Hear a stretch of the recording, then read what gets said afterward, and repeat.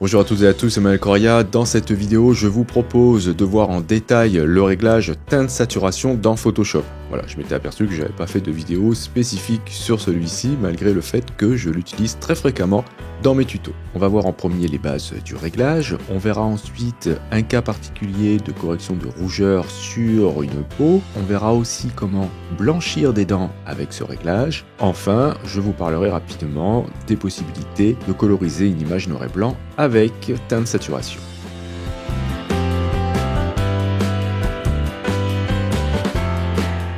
Bien, je vais partir avec cette image là pour commencer, vous trouverez bien sûr le lien dans la description. Le réglage teinte saturation, vous pouvez le trouver en tant que réglage appliqué en direct depuis le menu image, réglage, teinte saturation, où vous avez aussi un raccourci, CTRL U sur PC ou commande U sur Mac. Lorsque vous l'ouvrez d'ici, vous avez cette boîte de dialogue avec les propriétés à l'intérieur qui vont s'afficher. Et il faut bien retenir que lorsque vous appliquez ce réglage en direct sur le calque sélectionné, vous aurez par contre pas de possibilité d'avoir de masque de fusion et de corriger par la suite. Donc il faut bien faire attention à l'application des réglages en direct. Par contre, si vous avez un calque dynamique, par exemple si vous faites un clic droit, vous le convertissez en tant qu'objet dynamique, ce calque maintenant peut recevoir un réglage en direct, par exemple teinte saturation, le réglage sera converti en tant que filtre dynamique. Donc, vous aurez un masque pour les filtres et vous allez retrouver en dessous vos réglages. Il suffira de double-cliquer dessus pour pouvoir le modifier. Mais attention, il ne sera appliqué que sur ce calque. Bien, l'autre façon de faire pour appliquer un réglage et notamment teinte saturation, c'est de l'appliquer en tant que calque de réglage et pour cela vous avez plusieurs possibilités. Soit vous cliquez depuis le panneau calque sur le rond barré ici, vous allez le trouver dans la liste à ce niveau-là, ou bien vous pouvez le trouver depuis le menu calque, nouveau calque de réglage, teinte saturation, ou bien encore depuis le panneau réglage que vous trouverez dans le menu fenêtre réglage. Vous avez teinte saturation ici, c'est cette icône-là. Bien, c'est ce que je vais faire, je vais cliquer sur cette icône-là depuis ce panneau, hop, pour l'appliquer en tant que calque de réglage. C'est très flexible d'utiliser un calque de réglage puisque je dispose d'un masque de fusion, ce qui va me permettre de masquer les effets du réglage et lorsque je vais double-cliquer sur l'icône du réglage, je vais retrouver dans le panneau propriété les réglages de celui-ci afin de faire des corrections. Justement, en parlant du panneau propriété, je vais le sortir et on va regarder un petit peu les propriétés du réglage. Il va modifier les couleurs au niveau de leur teinte, saturation et luminosité. Voilà, il sert à ça. Vous aurez même la possibilité de coloriser une image noir et blanc ou de coloriser une image en couleur. Alors qu'est-ce qu'on va trouver dans ces propriétés? Vous avez ici des paramètres prédéfinis qui sont enregistrés, vous cliquez sur la petite flèche pour aller les trouver à ce niveau-là. Dans cette zone-là, vous aurez les paramètres proposés par Adobe et en dessous, vous allez trouver ceux que vous aurez vous-même enregistrés. Donc vous pouvez les tester, hein. Si vous cliquez sur cyanotype, tac, vous allez voir votre image qui est colorisée pour donner cet effet de cyanotype. Sinon, vous avez augmenté davantage la saturation, vous aurez, par exemple, rouge intense, etc. Voilà, j'ai pas trop de rouge dans mon image, à part peut-être dans le jaune ici, mais voilà ce que ça peut donner. Je vais me remettre ici avec par défaut et on va voir un petit peu ce qui se passe en dessous. Là, vous avez un outil très intéressant qui va nous permettre, vous allez voir tout à l'heure, d'agir directement sur des couleurs qu'on aura ciblées avec l'outil dans notre image. À côté, vous avez la possibilité de travailler en global, c'est-à-dire sur toutes les couleurs de l'image, ou bien, si vous cliquez sur la flèche, vous pourrez choisir de travailler sur des couleurs en particulier. Notez que vous avez aussi des raccourcis pour aller cibler directement ces couleurs. En dessous, on va trouver 3 réglages qu'on peut modifier avec des curseurs. Le premier, c'est la teinte. Vous avez sur cette bande la représentation d'une roue chromatique. Et la valeur ici sera en degrés. Donc à 0 degré, vous ne changez rien du tout. Et vous pourrez aller, puisqu'on est censé être sur un cercle, de moins 180 à plus 180. Alors pourquoi on est en degrés? Comme je vous l'ai dit, on est censé être sur une roue chromatique. Je vais aller dans le menu fenêtre, dans couleurs. Vous avez ici un exemple d'une roue chromatique. Allez choisir, si ce n'est pas le cas, dans le menu et cliquez sur roue chromatique. Le rouge ici est à 0. Et lorsque je vais déplacer mon curseur, vous voyez, la position en degrés correspond à une teinte en particulier. Notez que mon curseur ici pointe vers le magenta. Le magenta est ici. On est bien, si on fait tout le tour là, à 180 degrés du rouge. Si je déplace mon curseur, hop, vers les rouges, vous voyez que je suis bien à un éloignement de 180 degrés. Le réglage va donc fonctionner comme ceci. Lorsque vous serez en global et que vous déplacez le curseur le long de cette roue chromatique, vous allez faire tourner les couleurs de votre image le long de la roue chromatique. Voilà, c'est aussi simple que ça. Vous allez modifier leur position en degrés sur la roue et donc faire correspondre ces couleurs avec d'autres couleurs. Avec une roue chromatique ici pixelisée, regardez ce qui va se passer. Je ferai tourner la roue avec le curseur. On va voir en dessous le curseur saturation. Celui-ci va de moins 100 à plus 100. Ok, donc lui, il ne va gérer que la saturation. Et en dessous, on a un curseur luminosité qui va de moins 100 aussi à plus 100. Et celui-ci s'occupe que de la luminosité. En dessous, on a des pipettes qui sont grisées actuellement, qui nous serviront à échantillonner des couleurs. Et ici, vous avez le petit bouton qui va nous servir à coloriser l'image. Il suffira de cliquer dessus tac, et de choisir une teinte pour coloriser notre image. Je vais décocher coloriser pour l'instant. En dessous, vous avez deux roues chromatiques éclatées. Une qui va servir de référence et l'autre qui va nous montrer le changement par rapport à la référence. Si je fais tourner la roue en déplaçant mon curseur teinte ici, notez que, regardez là, ça se déplace. Vous voyez, comme ça se déplace en bas, pour nous montrer les correspondances des nouvelles couleurs après avoir fait tourner la roue. Voilà, c'est très simple à comprendre, cet outil. On va voir comment je pourrais changer les jaunes ici. Vous voyez que quand je déplace mon curseur, j'agis sur toute l'image, mais j'ai la possibilité soit d'aller dire ici que je vais travailler que sur les jaunes, ou bien, on n'a pas encore vu cet outil, si je clique sur cet outil-là, je vais pouvoir, vous voyez, j'ai la pipette maintenant, faire un clic sur la couleur que je souhaite modifier, et lorsque je vais faire un cliquer-glisser, tout en maintenant le clic, je me retrouve avec une double flèche sur mon curseur, je vais pouvoir faire glisser pour changer la saturation de cette couleur. Ok ? Si je recommence, mais cette fois-ci en maintenant CTRL ou commande sur Mac, et que je clique, je vais pouvoir modifier la teinte. Ok ? Donc voilà, admettons que je souhaite mettre ça plutôt dans les bleus, je vais aller par là. Ok ? Et regardez ce qui s'est passé en bas. On a indiqué une zone de sélection de la couleur, et Photoshop nous a même ciblé automatiquement la couleur jaune dans la liste.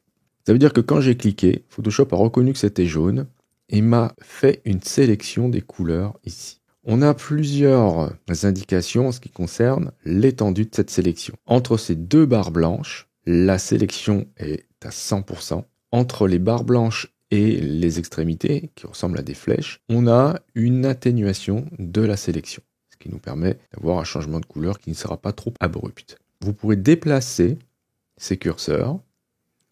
Par exemple, si je souhaite agrandir dans les rouges la zone de transition, je peux cliquer sur la flèche ici et étendre la zone de transition. Vous voyez, du coup, je vais chercher beaucoup plus de couleurs aux alentours. Ok, je peux bien sûr faire la même chose de l'autre côté. Du coup, ça va modifier ces couleurs-là. Donc là, vous voyez que je suis allé un petit peu trop loin. Alors, je pourrais revenir en arrière avec CTRL Z ou commande Z, mais je vais vous montrer que si vous appuyez sur CTRL ou commande, vous avez une petite main et vous allez pouvoir déplacer comme ça votre roue chromatique, voilà, et réaligner un petit peu votre zone de sélection, sera plus simple. Donc là, hop, je peux ramener ça ici. Ok. Vous pouvez aussi cliquer dans les zones grises ici pour déplacer à la fois la limite de la sélection et la zone de transition. Voilà, en faisant ça, vous voyez que je vais chercher beaucoup de couleurs.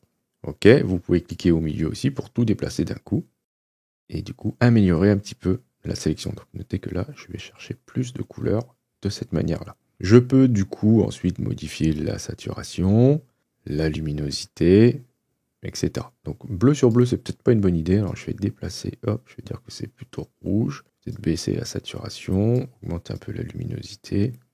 Voilà. Si je souhaite ajouter ou soustraire de la couleur, j'ai maintenant les pipettes ici qui sont disponibles. Par exemple, si je souhaite ajouter une autre couleur, je vais utiliser la pipette plus et dire que je vais aussi prendre celle-ci, tac. Du coup, vous voyez, la zone de sélection est beaucoup plus grande. Je vais revenir en arrière, hop. Si je souhaitais soustraire, j'utiliserai la pipette et je pourrais cliquer voilà, sur des couleurs pour supprimer. Bien. En dessous, vous avez la possibilité d'écréter le réglage avec le calque en question pour éviter qu'il règle tous les autres calques. Vous pouvez ici afficher l'état précédent. Donc ça, c'est avant qu'on applique le réglage. Vous pouvez là, sur cet œil-là, décider de l'activer ou non. Et là, vous pourrez rétablir les valeurs par défaut du réglage. Voilà. Donc là, vous avez vu, on a réglé les jaunes.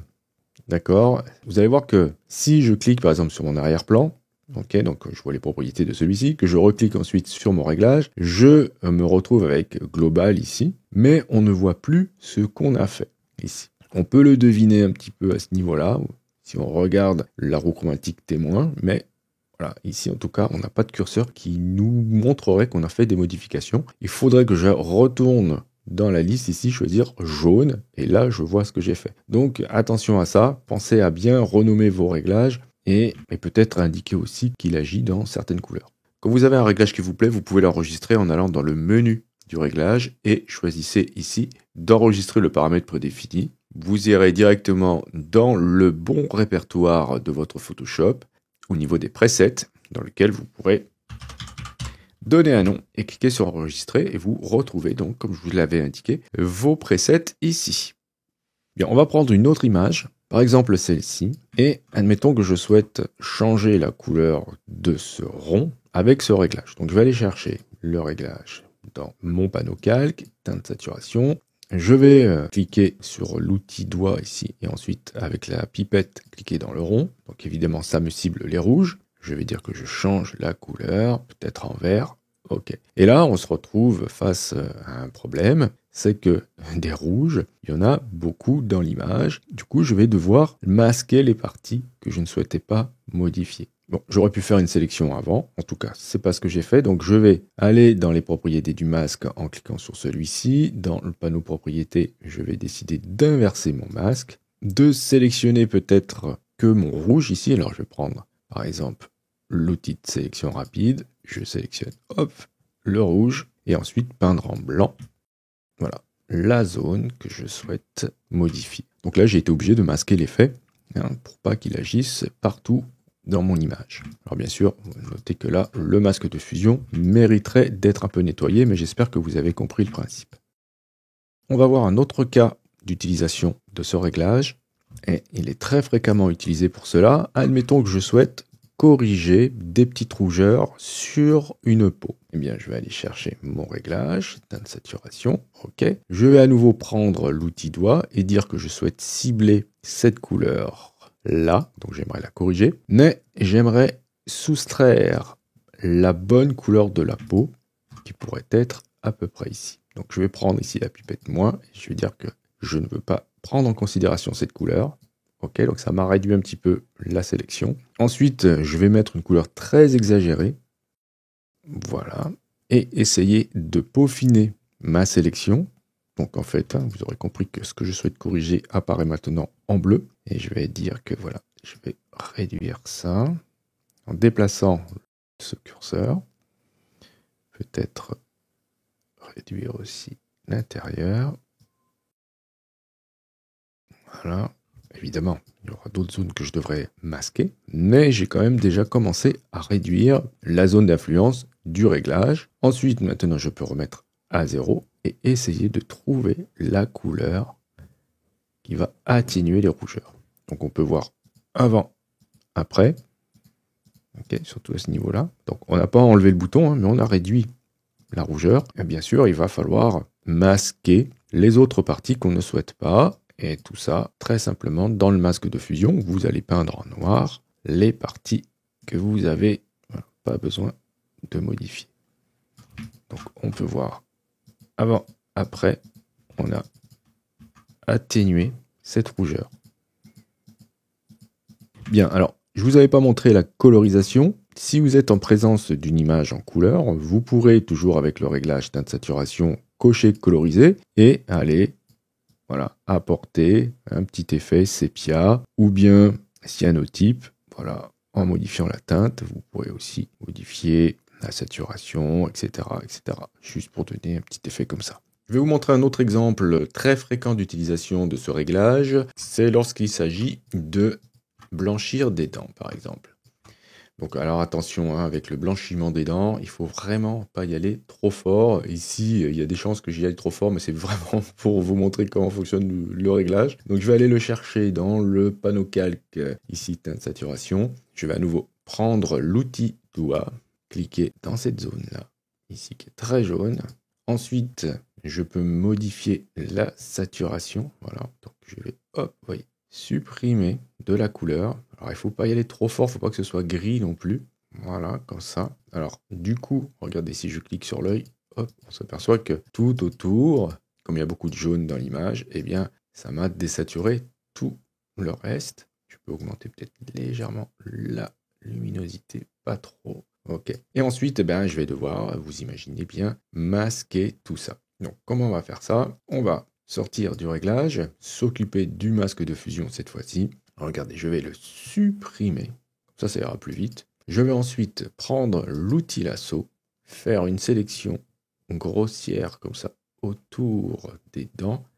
Donc je prends un petit peu les lèvres aussi. Voilà. Je vais ensuite faire une sélection des dents avec la commande sélection par plage de couleur. Donc dans le menu sélection plage de couleur, je vais aller choisir la pipette. Je vais cliquer ici sur les dents, alors pas dans la zone de réflexion, plutôt ici.